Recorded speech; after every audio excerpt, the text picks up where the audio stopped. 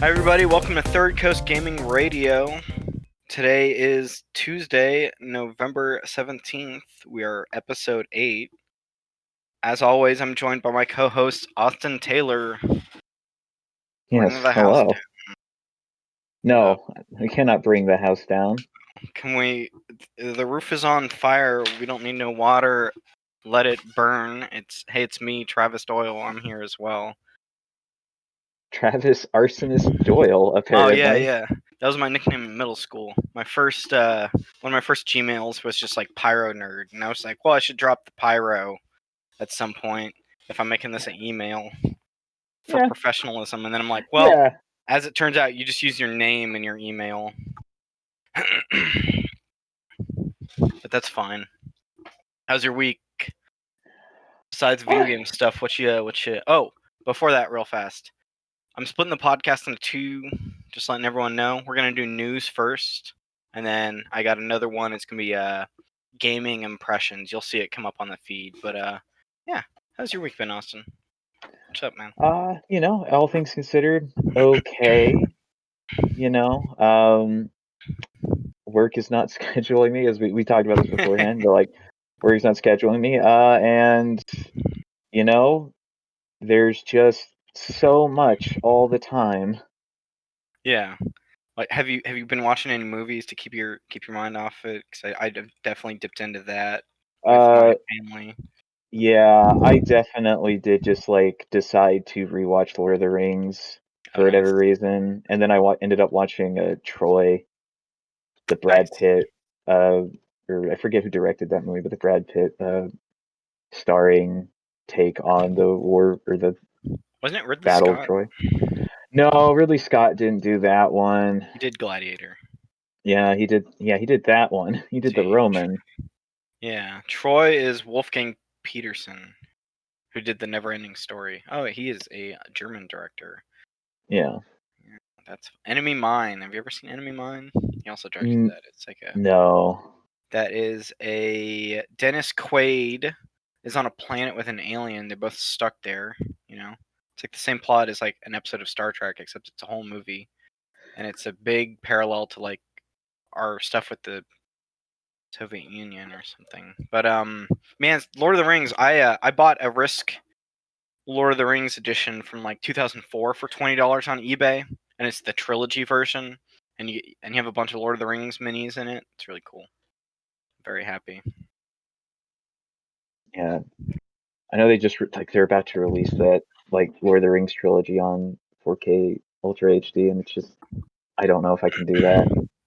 I literally like months ago bought the extended edition Blu-rays because they were on sale for like $40. So I can't. Hey, did you watch the extendeds or the regular for Lord of the Rings? I watched the extended because they took the theatrical cuts off of Netflix. And that's just what I had for Blu-rays. I have a DVD for all the theatrical stuff, which I'm gonna go out on a limb and just say theatrical cuts are better for those they're movies. paced better, right? Yeah, especially I think the extended cut of The Fellowship is really good. That's probably my favorite one. But the extended cut of Two Towers and Return of the King, I can't think of any. There are two scenes in Return of the King that I wish made it into the theatrical cut, but the rest of the extended edition, I can really just leave. Yeah, the way I watch the extended stuff is I'll watch like a mini series. I'll do 2 hours of one of them. Yeah. Stop. Or I'll do an hour sometimes. Yeah, these are just so goddamn long. Yeah, it's basically a TV show at that point. They shot so much footage for that. Did they film those movies over 2 years in a row and then went into post production? I think that's what happened there. Let's see. 438 days. So a year and a little, like October 11th, 1999 to December 2000. And then they'd pick up shots from 2001 and 2004 for shit they missed. It took them 3 months to film Helm's Deep because they only filmed it at night. Well, I mean, yeah. Jesus. It's I can only ever watch The Fellowship. I never make it to Two Towers. I haven't rewatched it in a while. Yeah, I have a soft spot for Two Towers. Partially because I think Helm's Deep is one of the better like battle sequences put to film for like fantasy epics, and also like the ending. Like Two Towers is where you realize this is like how important to the plot Samwise is. Yeah. Specifically like through keeping Frodo from like being an idiot. And also like his end monologue is just good stuff.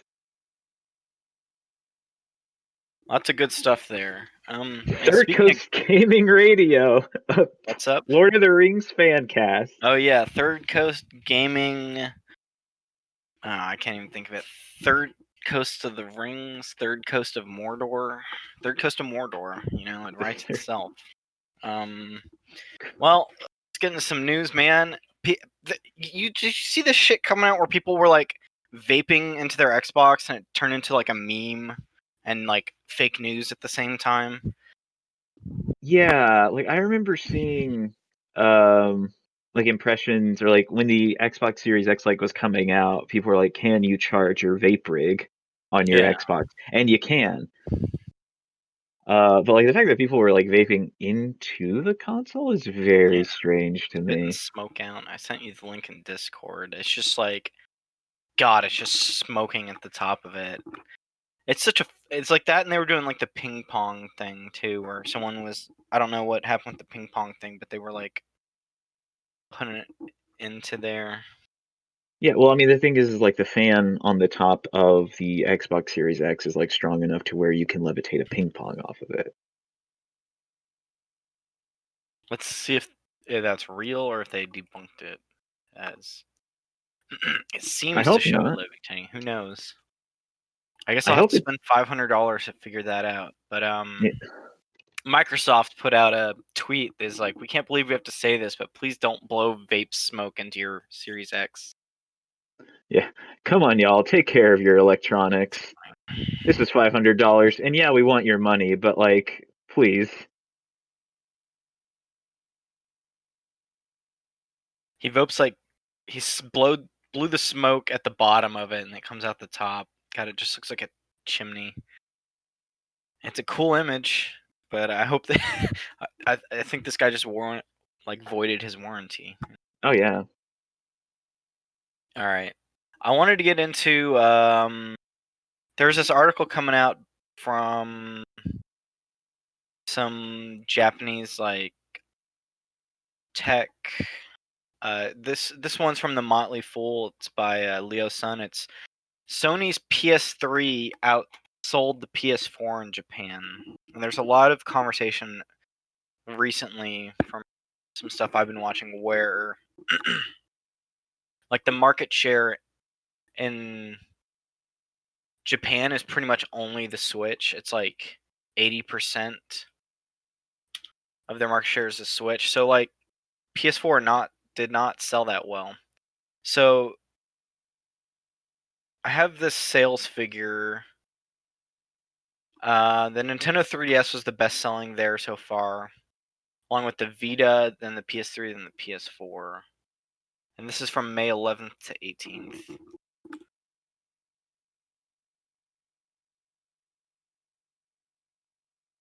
What do you think about PS4 sales in Japan, Austin? Are you still there, Well, I Austin? mean, yeah, I'm looking at this article right now, and like this was published in 2014. Oh, was it? Yeah. Oh, geez, I picked up the wrong article. Terrible. And like Well, there's the other thing from that because you also linked up the Dual Shockers article, um, which like is talking about the like Switch dominating sales in Japan. yeah, so that's like the most recent thing I could find about it. Hmm. I don't know where the other one is, but there was definitely some scuttlebutt about the PS4 just not doing as well in Japan.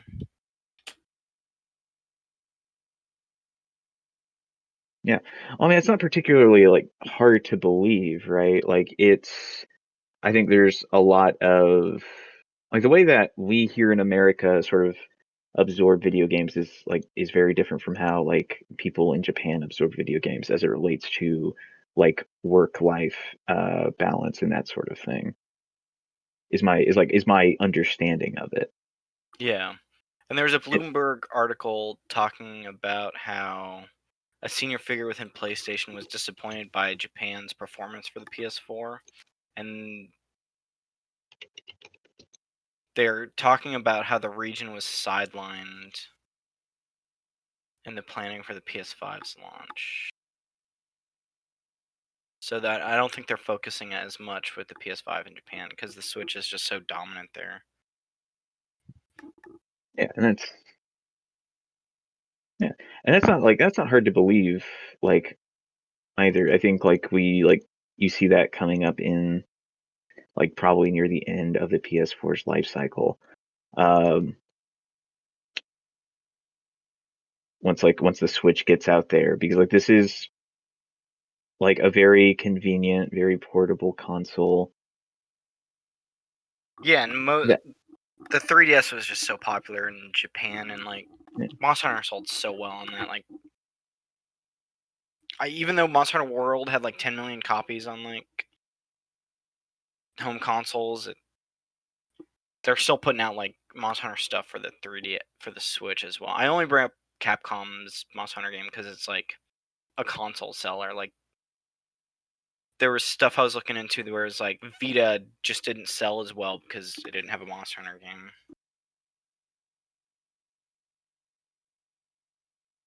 yeah, and there are several like Monster Hunter experiences like coming to the Switch. Yeah, like Monster Hunter Right. Rise is coming out. Yeah, you have That's like that narrative Monster Hunter game. You have yeah. another one. It's like Stories was the other one. I think Rise is coming March 2021. Yeah, Which it's like gets me in. Sorry, go for it. and as good as like World is, like as much as people like World, I haven't seen much revolving around like what are the future plans for like a Monster Hunter game like World. Yeah, and I think this since we're into Capcom, there's this Capcom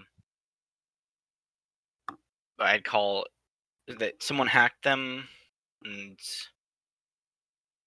that the attack began November 2nd, and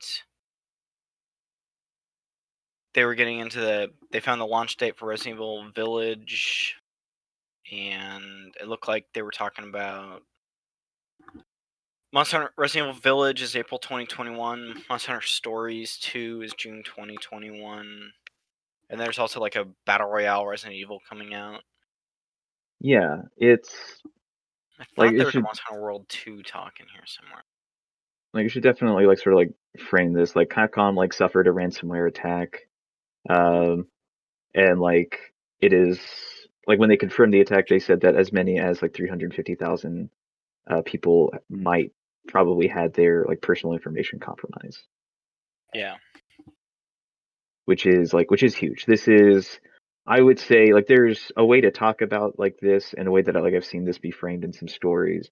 Um, I'm kind of there are not. I don't think there are enough stories that they're framing this in the same way that like we framed like the big PSN hack that Mm-hmm. happened like a couple of years ago, because this is kind of in that same vein. Like this is not a not the leak of like an employee who overshared on social media or some such thing. Yeah, it's 350,000 people. That's crazy.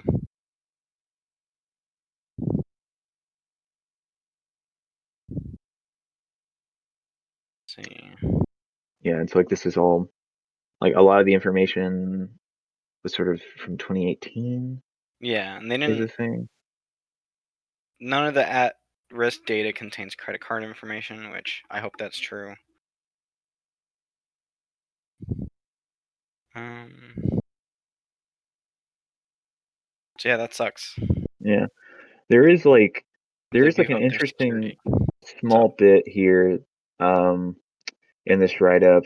Where it says the hackers exposed the payments made to Capcom for putting its games on certain platforms. Internal documents said Google Stadia paid Capcom 10 million for Resident Evil 7 and Resident Evil 8, and Sony paid Huh. 5 million to make Resident Evil to Capcom to make Resident Evil 7 for PSVR. So That's crazy.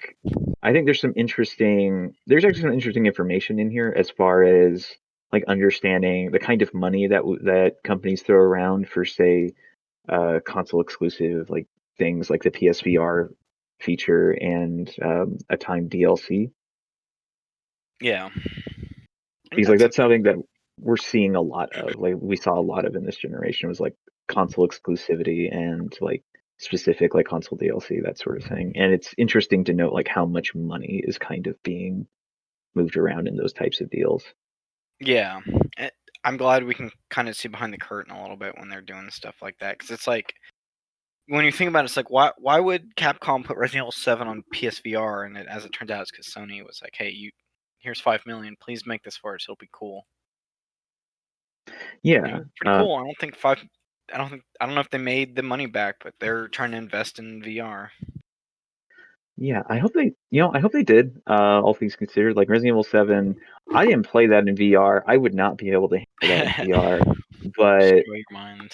that is kind of like, to my understanding, as someone who's like very sort of like ankle deep in VR, like for a long time, Resident Evil 7 was like the killer app for PSVR Hmm. It and was like probably the VR in closest general. thing to like an actual video, like a campaign video game. Yeah. All right. I saw this thing coming out. Uh, that for when you have Xbox Game Pass Ultimate, you'll get EA Play starting on November 10th, and then PC is getting that in December. And I Hell want to yeah. throw a couple games at you and talk about, because I got this yesterday and was trying to figure out some multiplayer servers were working for some stuff. But the big ones I saw were they have Army of Two, they have the Crisis series, the Dead Space series, SSX, Shadow of the Damned, Plants vs Zombies, EA Sports FIFA from like 2014 to 2020, and they do that with NHL and Madden as well. They got the Mass Effect trilogy and Andromeda, Titanfall 1 and 2, Skate 1 and 3, but not the second game for some reason, and then Anthem, and then they're like all the Battlefield games are on there. Dragon Age set, Star Wars Battlefront 1 and 2, and Star Wars Jedi Fallen Order, Mirror's Edge, Sims 4. I thought it was cool move with the Xbox stuff, because I think EA Play on Xbox is different than EA Play on PlayStation, because EA Play on Xbox, you get all those 360 games on there, like the Yeah. Dead Spaces and Crisis and like Battlefield, Bad Company 2, and Battlefield 3. Yeah, your like first two Dragon Age games, your Mhm. Dante's Inferno. Yeah, so I thought the Dante's Inferno, the idea of Dante's Inferno was really cool, as like them translating that to a video game. I didn't ever get around to it. It seemed like a Devil May Cry like clone-ish. I remember it being very horny. It is very horny. When you get to Lust, it's just like weird Yeah, I lace on actually walls and people fucking, I guess. yeah, a friend in my and I like we actually like rented the animated movie based off of the game, right? I Based remember off of the game's interpretation of this. And when they got to Lust, it was just like strange because we were both like, like fucking 13-year-olds who are like, women. And then these women became like like creepy spider things, and it was strange. good as it should be. Yeah. If you're going to Um, hell, you might as well make weird shit. yeah, the other thing about that movie is like they changed animation style like every other Circle of Hell. Oh, Which into is that. I wasn't super stoked about most of it, but Yeah. I don't know. I didn't end up playing the. I probably played like the first level of the game. I think the scythe is cool. You get a big scythe. yeah, If you go in you hell, you kill get a scythe. death. Yeah. Steal his Like scythe. Yeah, like just you're in the middle of the Crusades, because that's sort of the setting here, is you're a knight of the Crusades, and you get murdered. Death shows up and he's like, "No, I actually don't die today," and then you kill Death. Yeah, and you have your cross that you can just use as your like, instead of dual pistols like Dante would have, you have like a cross that you'll stun people with. I'm in it. But no, so I got this because I wanted to see how the Battlefield servers were. So I jumped into Bad Company 2, and it turns out Bad Company 2 is very bad matchmaking. So normally in a Battlefield game, like on the PC version of like Battlefield 2, you'd have a server Yeah. browser, and it would show you what games are currently being played. Bad Company 2 will just match you into a game. So I'd match into Conquest, and I got into a map that had nobody on it. It did that twice. And then I hopped into an actual server of people playing, and half the people were like level 1 new people, and I was like, oh, that's cool. Some people were playing this. It wasn't enough, Austin. There wasn't enough people. Yeah, I don't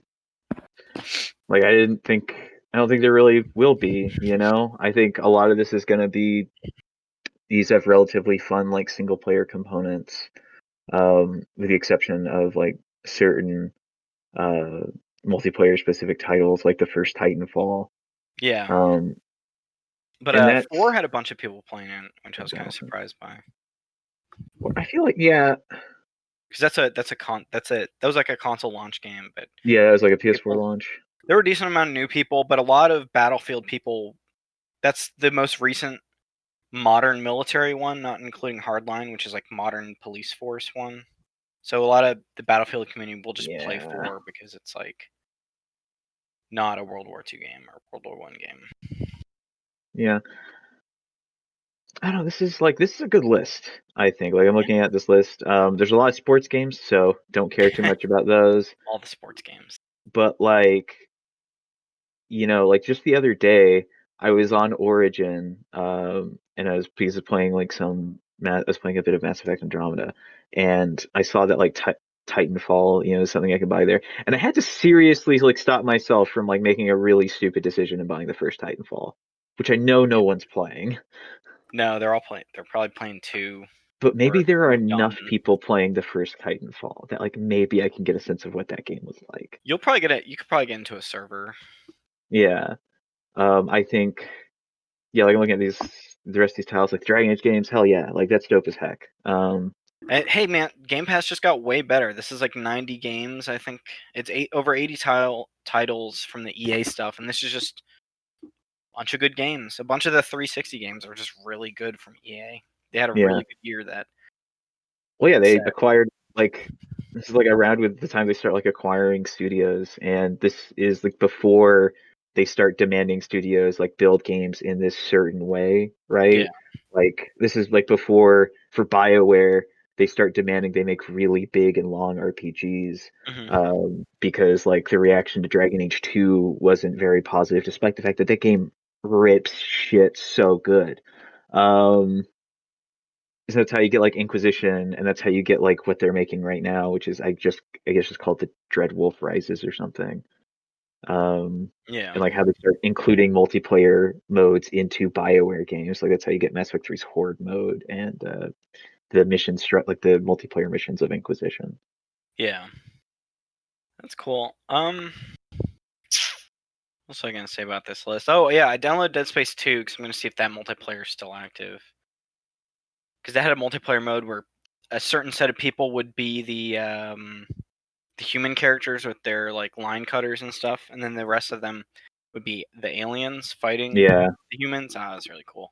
You could like crawl on the walls and shoot down and attack people. It's kind of like the AVP PC game or the AVP game that came out. It was like Aliens versus Predators, where all the aliens were just running around on walls and stuff, being a bunch of yeah. shitheads. Like I think Great.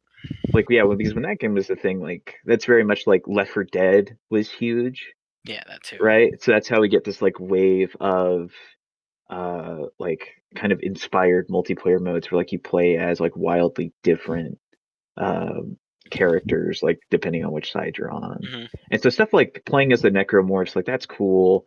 Some of the AVP, like some of that AVP video game stuff is also really cool. I just wish like I remember not liking how the Predator felt in that game, but that's about it. Yeah, I must have I pre-ordered the AVP thing when it came out on PS3, and I think I played a couple levels of it, and I was like, oh, this is trash. I wish I Yeah. hadn't pre-ordered this. It was like the 2010. Ugh. I got a face hugger though. The tail broke off in like everyone's special editions apparently, which I was one of those. But Yeah. there's a baby necromorph in the Dead Space 2 multiplayer you could play as, and they would just run at people. Is the most terrifying thing. Christ, I Like when forgot. you're playing Yeah. as humans, you're just shooting all these necromorph babies that are running at you. Is the bomb. All right. My homework is I'm gonna jump on that Battlefield 1 server on the Xbox One and see if people are playing that, and Yeah. I'll tell you about it next week. Yeah, because who knows when, because they say like arriving to PC in December. The thing is, I don't know how much of this arrives to PC in December. Yeah, I'm curious what that curated list on Like, I is don't on that. think these thing is like for PC, you have potential to put all of this on PC, right? Like, this is Correct. all something that we could get, and you know, not much of it interests me. Like, I own what I want off of this list. Like I own all the Dragon Ages, I Mhm. own Titanfall. Syndicate's not on here, so that's a bit of a Oh yeah, bummer. Because like I just again that Waypoint like stream that they did where they played Syndicate, I was like, damn, this looks good. it is really good. Uh, I wonder like if it I works on own PC. it does. You can get it on Origin. Um, and I've had to stop myself. Um, I wonder if it's on Steam though. but stuff That's just like Origin. yeah, but stuff like A Way Out would be I think something Yeah, to finally play that if I could find someone. Anthem. I'll play a way out with you. Getting into Anthem with like no risk would be pretty good. Would be pretty cool. Yeah, I think like I really there's some parallels to like the Marvel's Avengers where I really like the campaign of Anthem. Like not from a storytelling part, but from like the missions they have and just running around and bashing people as a mech dude is really fun. But once you beat it, there's nothing there. I mean, Right. they should have focused on the campaign more, as it turns out. Yeah, I like. My fondest memories of Anthem are like I think some of the OSTs pretty dope, and Yeah, will probably end up using that if I ever get to run like a sort of like a Lancer yeah. campaign or something. I played as the Javelin in Anthem, and he's the big Yeah, hulking one who just like his ultimate is a minigun. well, they're Or all not? called javelins. Yeah, yeah. They're all Javelin. Oh, this is the Colossus. My apologies. I played Yeah, as the no, Colossus is Colossus dope. Javelin. So he had a giant rotating like grenade launcher as his ultimate, and you could use miniguns. No, none of the other classes have a minigun. And then you have a shield. You could ram into people and like shield bash people with it. He was really cool. Yeah. See, that's what I played as during the beta, and that's like during that beta, that's when I really thought like this game could be something Yeah, because you're stuck with playing as like the ranger, which is like the sort of jack of all trades javelin for a yeah. while. But once I got that Colossus, like, oh, this actually feels different, and I Mhm. like it a lot. And I remapped my controls on PS4 through their like accessibility settings, and I put jump on L2 just because I wanted to hit the trigger to be able to make them fly around and stuff. Felt really Yeah. good. It made the menus fucked because I had to when you open the menu up, I had to press X to go to the right to a menu, Oh and then I Lord. had to press like L2 to go to the other way or something instead of pressing like R1 L1 to flip through your menus. It's a whole thing. Someone's going fast outside my house, Austin. It's probably a motorcycle. But these Demon Souls reviews are coming out. I guess if people are liking Demon Souls again, it's very happy to see that for a 2009 game. Did you watch any people Yeah. getting into it for Yeah, I haven't. PS5? Yeah, I haven't watched anyone like get farther than the castle, like the Boletaria castle. Yeah. All things considered, partially because I can't watch other people play those games. No. I think I am that kind of person. Like I think I am that terrible a person to where like if I watch someone play a game and I'm just like, oh, I'd be better at this. I can't watch them play that game. And I don't like being that person because that person sucks. And I don't want to know that kind of person. But I think I might be them. It's true. Hey, you know, was watching Giant Bomb had their PS5 like launch live stream, and they were playing it, and like they got like 20 minutes in. I was like, well, fuck, I guess I'm gonna buy Demon Souls on eBay. So I bought it for my PS3. Yeah, that's the other thing is I can see myself buying Demon Souls in a real way. Yeah. I just need to get I need to find a way to get like the PS3 emulator running on PC, so that way I can get Demon Souls. And The moment I knew I wanted to replay this is, I think so. Brad Shoemaker on Giant Bomb was playing it, and they get up to the second story, and there's a red knight who you're not really supposed to fight, but there's an item behind him. I'm like, come on, just run around, juke the knight, and go get the item, buddy. Just go get it. And they just ran back, and I was like, well, fuck. So I bought it on. It was on eBay for $20, and it came with the full set. It has like the screen, the cover, and the manual. It's a greatest hits version of the disc, but that's fine. Good times. I'll get into how I feel about Demon Souls when we're talking about games in our gameplay impressions podcast. yeah, Yeah. Hey, since I flipped this around. Originally, this was in the lightning round, but there's a secret door that wasn't in the original game. I don't know if you take a look at that yet. I mean, like I've had people like tell me about it. I haven't like dove into the door. Oh, great! And of course, this article opens with official. You okay? Um, What's let's going on? see. Yeah, I mean, it's just like I opened up the article that you dropped, and like it just immediately opens up with like the really shitty redesign of the official that they did. Oh yeah, he Uh, sucks. yeah, there's we could talk about like remake and aesthetic like probably when we're talking about like Shadow of the Colossus, I think, but Yeah. um, I guess it's in 1-3, and you're still in what was it? 1-3 is the Boletaria Castle still. yeah, the Boltarian Palace. And like yeah, it's pretty early, and no one seems to have been able to open it yet, and I'm just waiting to hear what the ridiculous uh like steps you have to go through to open this door, because this is the first time Blue Point has added a secret door into one of their remakes. They did it for Shadow of the Colossus. Yeah, they did it for Shadow of the Colossus, and you had to collect 79 goddamn coins laying around the Forbidden Lands so you could open up a door at the bottom of the Shrine of Worship, and you could get like Dorman's sword. Oh yeah, Uh, was it at the bottom? I remember a bunch of people were trying to get to the top, and there yeah, was well, some see there the too. top of the shrine is the Forbidden Garden, Yeah, where you get to eat the cursed fruit, which will permanently damage your health, um, and also where you can go to get to the bridge. Like you can walk on like that dope bridge. yeah, because in the Um, beginning of the game, the main characters cross this bridge to get to this sacred land where the yeah, Colossuses are, because they're not allowed there. And then the bridge breaks or something. Doesn't the bridge break? we can talk about it when we get to Shadow of the Colossus, Yeah. but like yeah, so that's what you climb up to the top of the temple. Oh, the dogs. At They'd the be bottom borking. at the bottom of the temple, Yeah. like but at the bottom of the temple, that's where you have this door that leads to like Dorman's, god damn it, to Dorman's God, throne room. man, I should play. God, this is so. I'm on this trailer. I should just play this. I haven't gotten past the first Colossus. They have the hidden barrels from the Last Guardian too. The Yeah, little there are blue Easter eggs stuff in like them. all Yeah. over that world, um, all over that like interpretation of the Forbidden Lands. Um, Yeah. Got beautiful and I tree just tech. This and tree I tech think button. Yeah, and I think it works better here, like in Demon Souls. Like I'm much more interested in like what this door might reveal in Demon Souls than like what it's going to reveal in Shadow of the Colossus, because like I didn't like the whole 79 gold coin stuff. Yeah. Um, They'll probably do some. They'll probably make you collect some. They'll probably make you just kill all the like. You have to get all the lizards, Austin. Let me tell you about these crystal lizards that are running around. Do you know about the yeah, crystal lizards? yeah, I know about the Crystal Lizards. Yeah. That's a Souls mainstay. Oh, did that keep over to Dark Souls? Well, if you're like, well, if you're describing the lizards as I think you are, because I think it's like the Crystal Lizards that give you like crafting materials.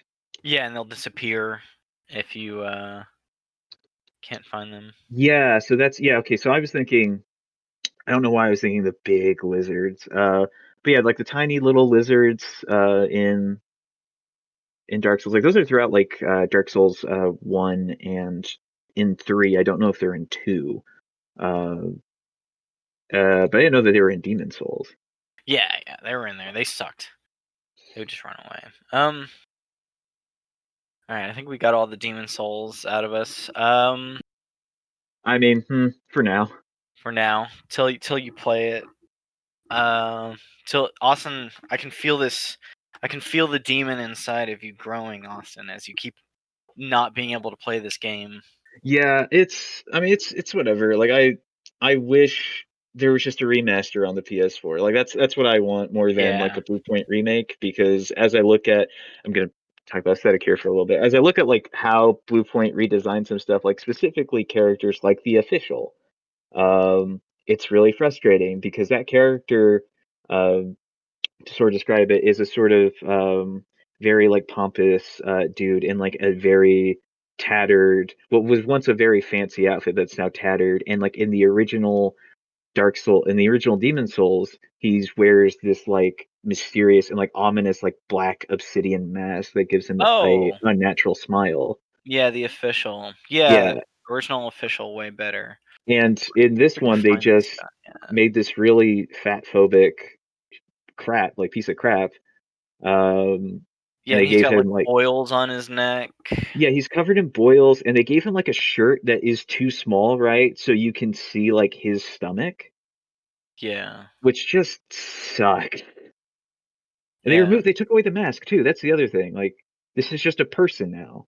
This is so Yeah. much less unnerving a creature, I'm trying to or remember like if this was just unnerving an one enemy. dude you would randomly fight in Stonefang. Well, I think he's it the first time was. you see the official is when you fight the Tower Knight. Yeah. He's Oh the guy yeah, that because summons he. the archers. That's right. That's right. It's been so long since I played this. I was trying to remember the bits of Demon Souls that I remember. But yeah, the aesthetic stuff. There's some like the game looks so fucking beautiful, and the lighting and the textures and the 4K stuff. But there's a bunch of small stuff on the outside that's like, oh, why did you have to do that? This could have been perfect. Yeah, I mean, it's just, I don't know. It's just it's not going to matter to a lot of people. It Yeah, probably shouldn't. Like, I don't sort of hold it against anyone who sees this and just doesn't care. Like, I get it, right? yeah. Um, I just I would like to. I'm just that kind of person. I would like to play the original like look of Demon Souls, but like maybe like make it prettier more than I want to see Blue Point's reinterpretation of the game itself. I think my PS3 heard you say that and just turned on for some reason. Oh, it's growing legs. Yeah, It's on its way over. it's the thing. You sent me this link about the Ubisoft Montreal. Um, uh, they thought it was a hostage situation. It turned out to be police find no threat after response at Ubisoft Montreal. Do you want to get into that a little bit? I didn't really read the article too Yeah, so it wasn't, as of right now, it's not known if this was like an attack targeted at the Ubisoft offices, right? much. There is or at least nowhere I've seen has updated it um, to reflect that. So the police were told that there is a hostage situation sort of on the street that Ubisoft Montreal's offices are located at. Um, over on, let's see, yeah, so like this is a sort of a tweet from the Montreal police. Officers have been sent to the location following a 911 call. Specialized FPVM officers are on site inspecting the premises. There are no injuries reported.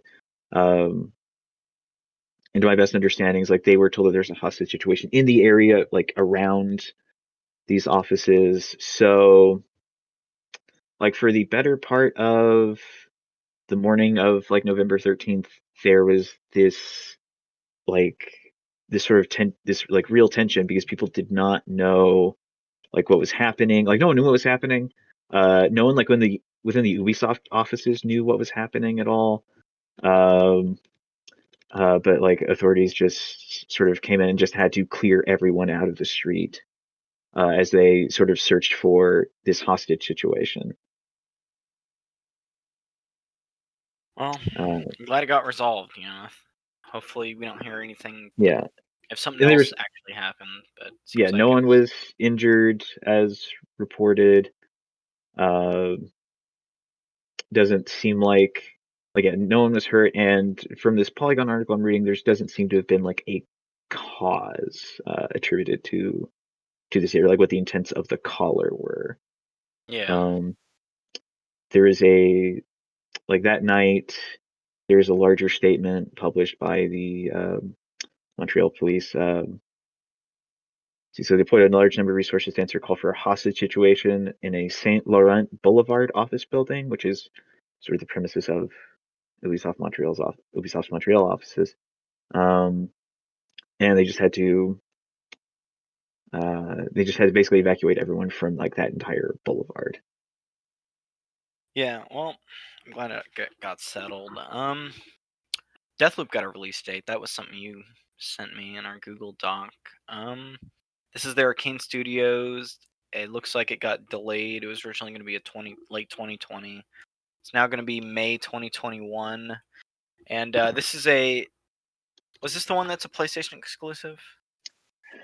As of the Bethesda stuff? Yeah, like this one to my understanding is like a console exclusive to like the PlayStation. Like this was set before uh, Microsoft had bought the ZeniMax Entertainment Studios. So Yeah. this is it's sort of so this game you play as an assassin stuck in a time loop, and you're sort of the way you get out is by killing a number of assassination targets while you're being hunted by one of your targets who is like also an assassin. Yeah. And it can be another player, which is cool. I'm kind of, we're still in the we were just talking about Dark Souls and people invading each other, and it's kind of fun to have like a narrative thing with like another player running around trying to kill you as well. It can be fun or it can be very frustrating. But I think there's some good competitive fun that can be had in that. Got Yeah, pretty too. I love the style of it. It's like it's like 60s spy aesthetic and yeah. No, the style is very like this sort of like sort of high like noir yeah. sort of aesthetic and like presentation is really interesting to me. And it looks Um, almost cell shaded. I don't think it is cell shaded, but it looks like the no, characters are it's very stylized.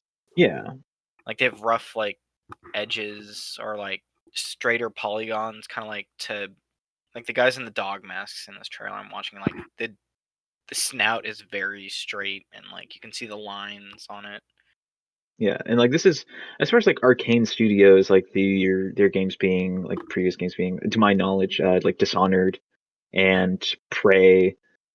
This is probably the first of their games that I feel like is stylized and makes like their general like look or like aesthetics like they use in all their games like look good.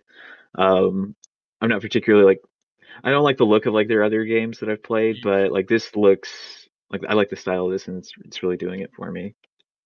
Yeah, like Dishonored's pretty to a certain extent, but it's very steampunk. You Yeah, sent me this Baldur's Gate thing on IGN by Baldur's Matthew Gate. Purslow. What's up? They're horny, Uh, evil, and frustrated. yeah. So it turns out people who play RPGs are just horny. Who Yeah, knew? crazy. Um, We're all just yeah. horny. So there is an update. I mean, yeah, aren't we all? So there's an update from Larian about some of the stats that they're tracking as in the early access period of Baldur's Gate. Um, and I think this reveals like this story. This is like a pretty long write up by IGN, um, and I think it reveals a couple of interesting things, right? Like the philosophy of Larian, which is like we're always going to probably have, even if they don't like kickstart their games, they're always probably going to have some sort of early access period, so they could just keep getting feedback. Like as is because that's how it's worked for like their Divinity Original Sin games, and like that's how you get the definitive editions of those games that come out like the year afterwards.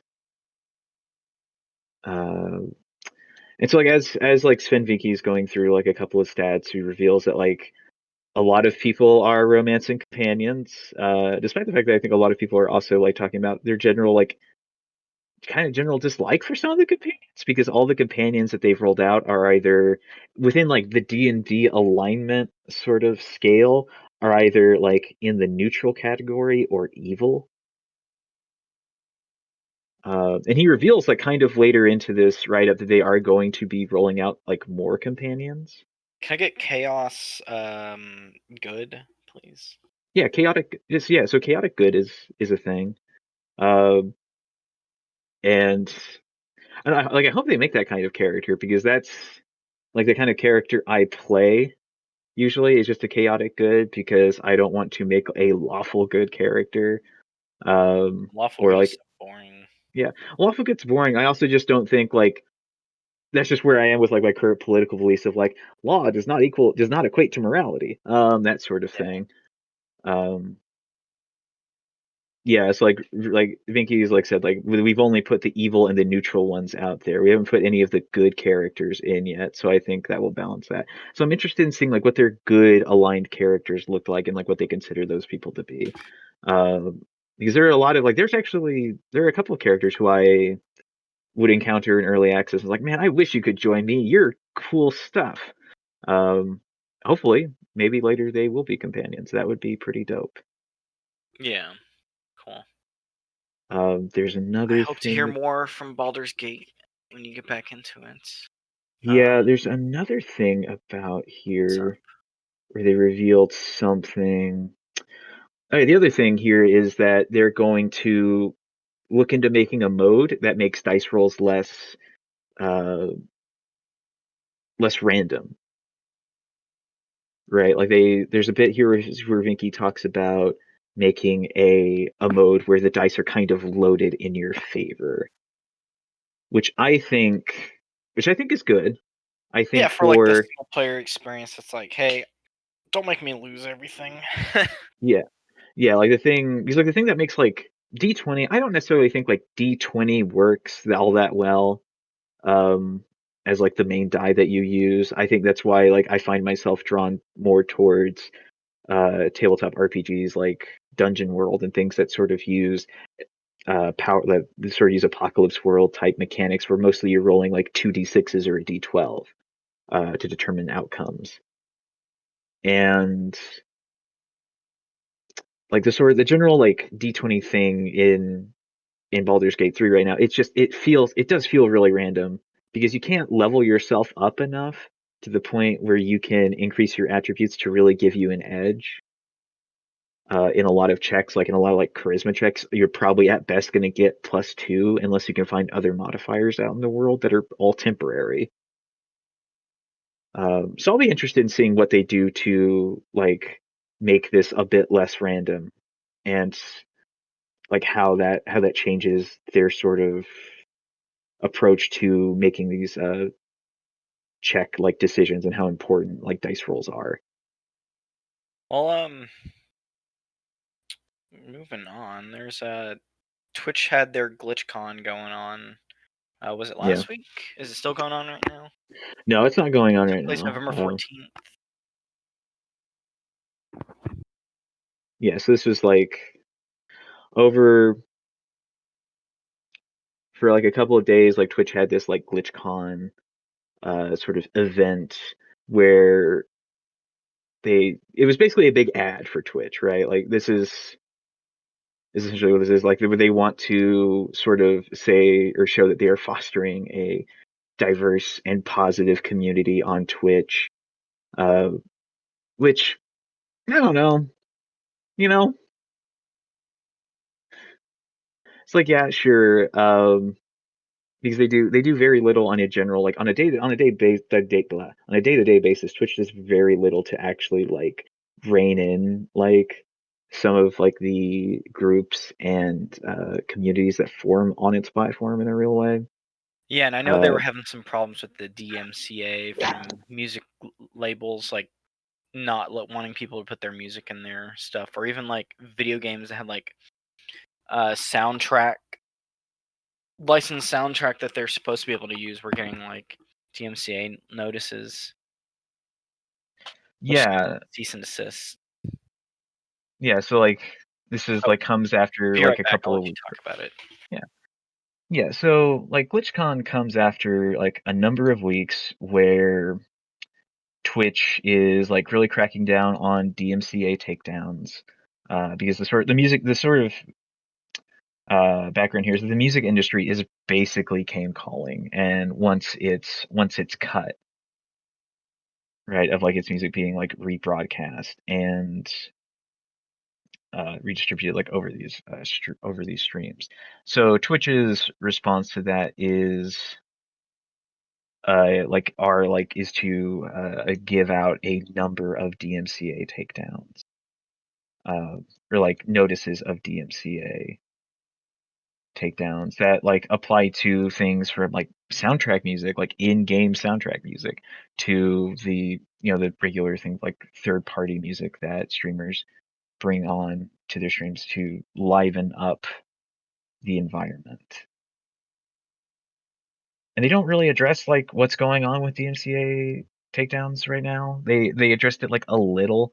They're gonna have a dedicated like Q&A and keynote as they like to discuss that later. I don't think they gave a date, so it's next month. There will be a town hall devoted to the topic of DMCA's next month, um, and it's just a real mess that this GlitchCon event is happening like in the wake of, as like Twitch does its best to reassure its communities and its audience that it's here for it, um, and that it wants to support them in a real way. Like it's just how you end up getting things like a $1 million donation to the Able Gamers charity, which is a charity dedicated to providing people with disabilities with the means to play video games. And like that was a really like that's a really good moment. Like that was really like that was good stuff. But it's hard to ignore everything else that is happening in the background of Twitch in this current moment. I hope they figure it out at some point. They're a very big company, and didn't Amazon buy Twitch as well? Yeah, so like that's the thing. Like Twitch is owned by Amazon. They bought them a while back, and whew, I don't know. It's a hard thing to really to dissect in a real way, in a very like sort of concise way, because there's so much happening with Twitch Yeah. in this current moment. The other thing about GlitchCon is that there are no like panels, right? Like there are no panels like about what it's like to like use this platform, because so much of this was being like overseen by Twitch. It's like a lot of people like were not able to like use this sort of like a lot of people not able to use like GlitchCon to like discuss things like dealing with racism like in your communities, and like how like the treatment of women streamers on camera and that sort of thing, which is something that, to my understanding, does regularly happen at like the live like in-person TwitchCon, Yeah. And but even was in not like something they set up here. female and of color influencers get weird stuff too. Like I've been on Twitter pages of people seeing just weird shit or just like weird comments in like games, like video game website postings being like, "Oh, this person did their hair weird.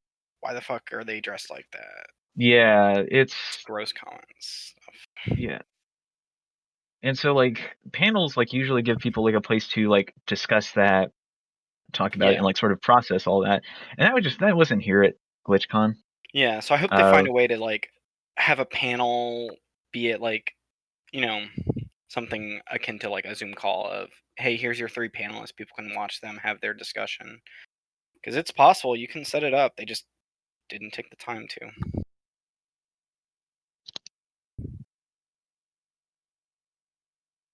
Well, to flip to some good news, Respawn says it's refusing to crunch their team on Apex Legends. This was something coming out of PC Gamer on November 11th by Alex Calvin.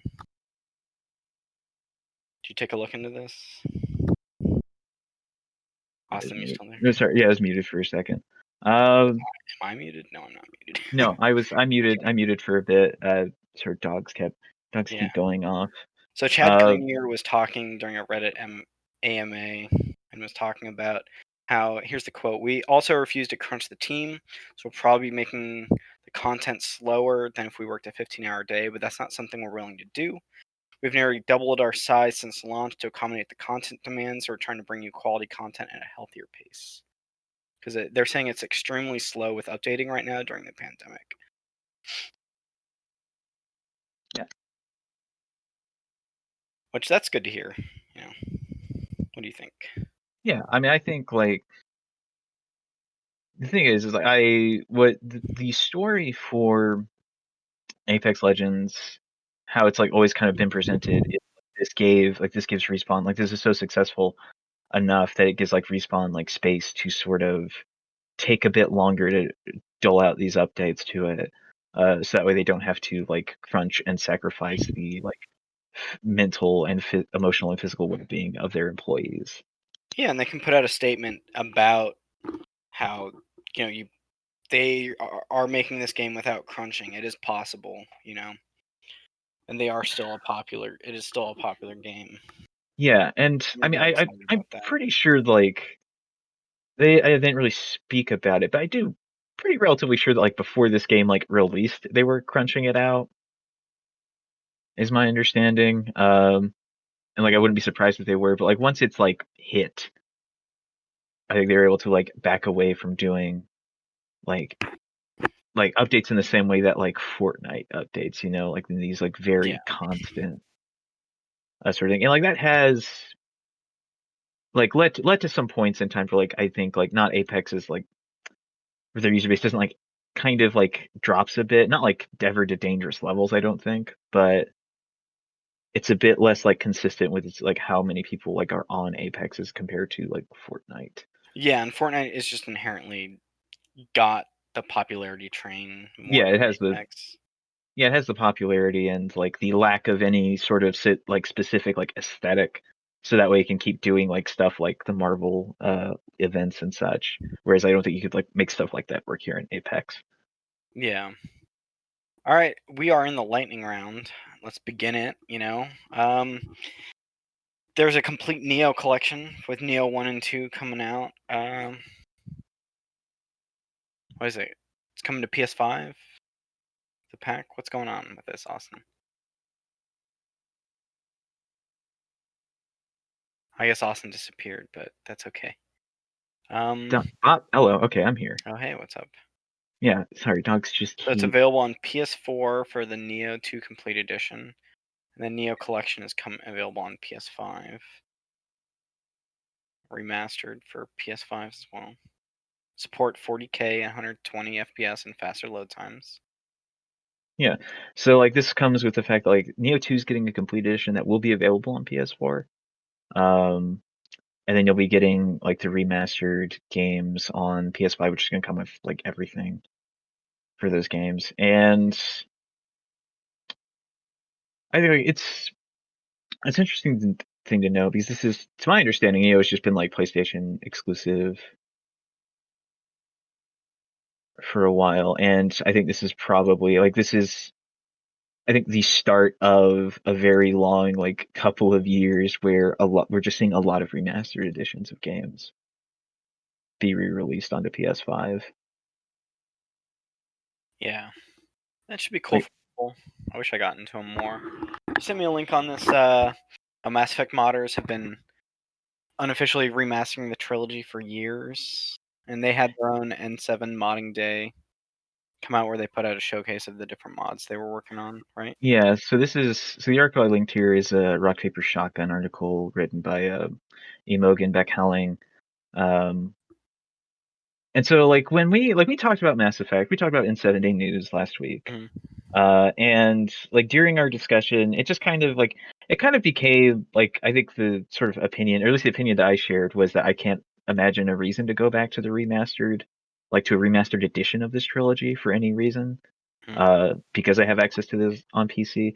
And I feel like it's important to like better discuss like why that is, and like this modding community is that reason, more or less. Um, so this is like a good roundup of a like two big videos that were released on N7Day by like modders. One of them was a large community spotlight, which features several mods like going into Mass Effect 2 and changing the like female Commander Shepard face to the Mass Effect 3 face. Hmm. Right, because the sort of the consensus, as much as I have problems with the redesign of like Commander Shepard's face into Mass Effect 3, uh, like the very like drastic redesign she got, like I think like the community has kind of gotten to the point where like the Mass Effect 3 face is the like default Commander Shepard face to a lot of people.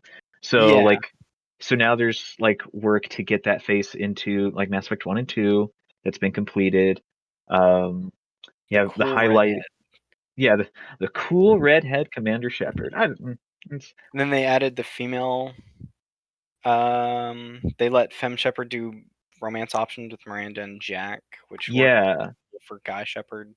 Yeah, so like in Mass Effect 2 you have a Cerberus agent, Miranda Lawson, and the sort of the like your convict character, uh, who's Subject Zero, aka Jack, and like within like it was always kind of a weird thing because like Miranda was, and like Bioware has shared this so much, like originally Miranda was intended to be like a bisexual romance partner, Yeah, um, and Jack narratively like describes like talks about being bisexual, but they were both like gender locked to like the male Commander Shepard. And so yeah, like what this mod does, like these romance mods do, is like allow you to romance them, give them like actual like cinematic cutscenes, like change the animation so that way it works between like the different models, right? Because that way when they when they interact, if they touch, it doesn't look like they are trying to interact with a male Commander Shepard that's going to like have different proportions than like a female Commander Shepard would, that sort of thing. And then I'm you not have gonna things. lie. I did choose Miranda in my Mass Effect 2 campaign. Yeah, F Miranda's. in the chat for my original love of Mass Effect 1, Liara. You got to look at her photo on your desk. That's about as much as Mass Effect 2 did for Liara. Yeah, up until like the DLC, right? Like Yeah, that's the thing. Like Miranda's a cool like character. I have problems with like her arc in that series, yeah. They just because kind of turned her into a bad guy, don't they? no, they don't turn her into a bad guy. Like the problem is her arc is She's like like, a clone that's perfect. yeah, so that's she's a genetically like modified person, and her whole thing is like her dad like basically made her like air quote perfect, right? And but like there's a as you get into like the DLC, turns out that there is a flaw with Oh Miranda. my There's a flaw god. that her dad, and it's that she can't reproduce, right? She Yeah. can't have kids of her own, and like I kind of wish Mass Effect was just like, no, that sucks, that's stupid. Miranda's like I wish like gave her that in like that agency to be like, no, well it's stupid that he thinks that's a flaw, but whatever, that sort of thing. Yeah. Because then like as you get into the DLC, it's revealed that she's like trying to see if she can ever have children. I'm like, oh, okay. Yeah. It just feels like a sci-fi like Yennefer arc to bring this to The Witcher. Because it's like the same like kind of arc that Yennefer goes through in like the Witcher Mm. books. And I'm not was into it there, not into it here. And then you have other like projects here for the mod communities, like the A-Lot project, right? Which is a like huge texture and video like upres project that like really more than doubles the size of like certain of like Mass Effect 2 and 3 as far as file size goes. So but makes it look pretty good.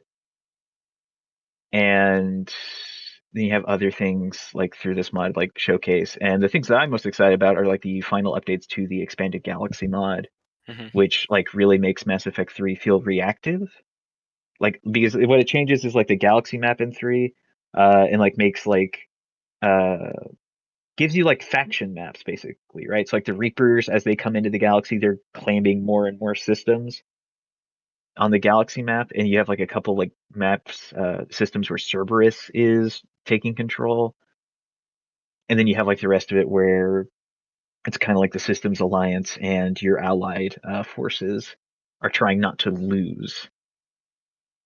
And so that makes like the war like movie aspect of Mass Effect 3 a lot more interesting to me. Yeah, Well, so it I just sounds like wanted they have yeah. done a lot of work over the last 8 years making mods for that game because people really like those games. Yeah, So, people really like that hey, game, and this community is something that like pops up out of a dislike for the Mass Effect 3 ending. yeah, And like this is kind of a big milestone for a lot of them, because a lot of projects that involve like changing the ending and like improving like things in Mass Effect 1 and 2 are like reaching their conclusions. And with this remaster, there is this sort of anxiety about what does this community look like after a remaster for Mass Effect, for the Mass Effect trilogy comes out. And I think that's going to be interesting to watch. yeah. All right, I sent you this link to this Animal Crossing trailer for the. They're doing a update for it's gonna be Christmas, Thanksgiving, and save data transfers, or as Animal Crossing calls it, it's Turkey Day and Toy Day. But you get to hang out with Gobbles, Franklin the turkey. I almost call him Gobbles for some reason. Are we He's a making chef, and you get to put some pumpkins in there and make some stew. You get a Christmas tree, and Jingle the reindeer is gonna hang out with you, and it's gonna snow in December. okay, Wild. are you going to What's be up? cooking turkey in this Thanksgiving event? You know, we don't talk about it's a vegan stew actually. What's hap You're I putting hope. pumpkins. You're basically just giving him pumpkins to put in the stew. You're not cooking turkey. Well, that's all they show, but like there are platters, like there are covered platters on this table of varying sizes. Yes. Travis, Yeah. are you gonna make Franklin eat turkey? Yeah. Make Franklin eat himself. I fed little pieces of the chicken to the chicken because he was hungry. That's my social network reference of the day. But I feel like I have found like weird meat products in Animal Crossing and be like, oh, this is weird because the animals are my residents too. Is this just like this is a Disney thing where there's like a, they're funny animals who talk to you, and then they're all the regular animals that they Yeah, eat. I don't know. Everyone's vegan in Animal Crossing. It's fine, sure. except for the wolves. They eat the rabbits, I guess. Oh no. They're just it's my Metal Gear Solid 3 Snake Eater. Bring it in with Animal Crossing. Yeah, but Snake's you just know, gonna eat the animals. yeah, There's some fan art from back in the yeah, day in like a Game Informer that was Snake eating the Animal Crossing animals. yeah. So what is it? So it's save data transfer functionality that's coming up. Yeah, so you can transfer your data, and they're gonna expand the catalog. And or how much storage space you have. Let's see if it says what the save data transfer thing is, if they've talked about it. Allows you to transfer resident data to another system. All That's right. cool. I wonder if you're moving to a new town or if you're just starting a new town on I something I think else. it's like basically cloud saves, right? Like to Well, they move have cloud between saves already. Switch. Oh, okay. Yeah, Hmm. but it's about moving your island to another Switch. Let's say we were roommates and we had one Switch on an island. If I wanted to get my own island, I would get a Switch and I could transfer my character to the other island to start my own thing. Lose my voice there a little bit, but that's okay. Let's see if I can find this dumb image. Nope, it's fine. Not gonna worry about it. Oh my god.